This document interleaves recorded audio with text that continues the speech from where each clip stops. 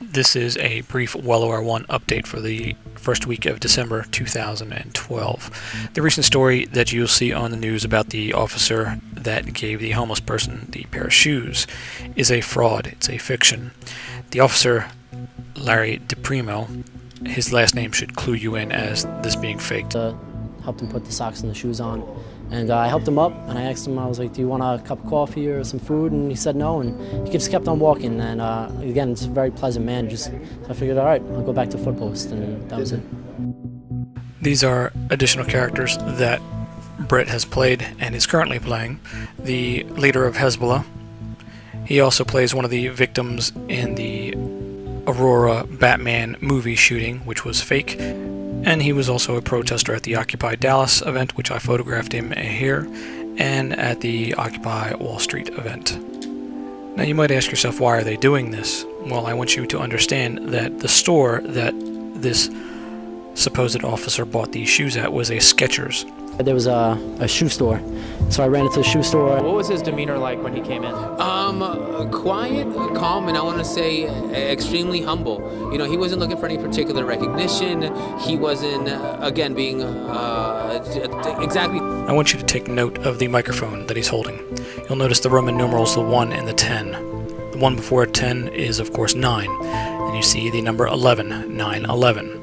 This is a subliminal. This is a slap in your face because the individual that he's interviewing is none other than Jeremy Glick. Jeremy Glick was the actor that claims that his father was killed on 9/11.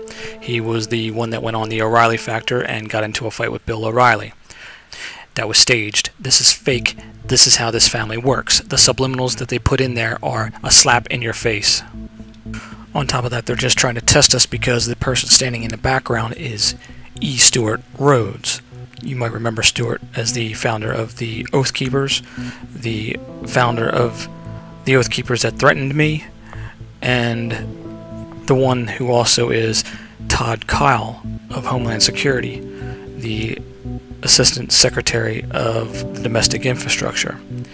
So basically you have E. Stewart Rhodes, he the steward of roads, he who manages the roads, Todd Kyle.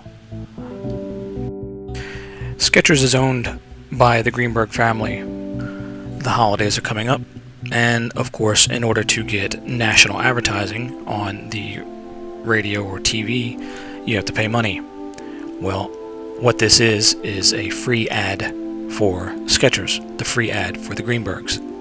These people are disgusting. Now, the other clues besides his name as being a clue to this is fake and been produced by the Greenbergs is the association with Arizona. As we see, this Jennifer Foster is the communications director for Sheriff Dupnick's office.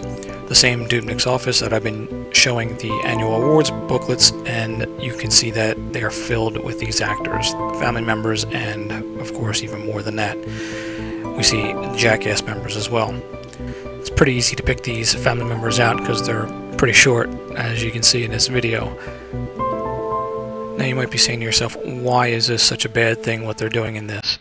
Other than the fact that it's fraud and they're getting free advertising when their competition can't, and they were also nailed for fraud by the SEC for false advertising, and they had to pay $44 million, which I seriously doubt, because if you look to see who is running the FTC, well, it's Scott Baio, and I will show you more on that later on. But these individuals, if you look back at all the school shootings, at all the active shooter scenarios, at all the mass shootings that we've had, this family is the family that is behind the production of every single one of them. You will see the same actors over and over again that I've explained and I've showed in my other videos. You will see the same type of attempt to push the regulation of your handguns. It is these people that are the enemy. These people need to be held accountable for their domestic terrorist acts. Oh yeah, and here's another one that they are making up. Take a look to see who the prosecutor is. Beating a homeless man. It happened inside a Brooklyn Synagogue Youth Outreach Center. Police say they got a call of a naked guy sleeping in the women's section. They tried to arrest him, but he put up a fight. A rabbi says the man is a member there.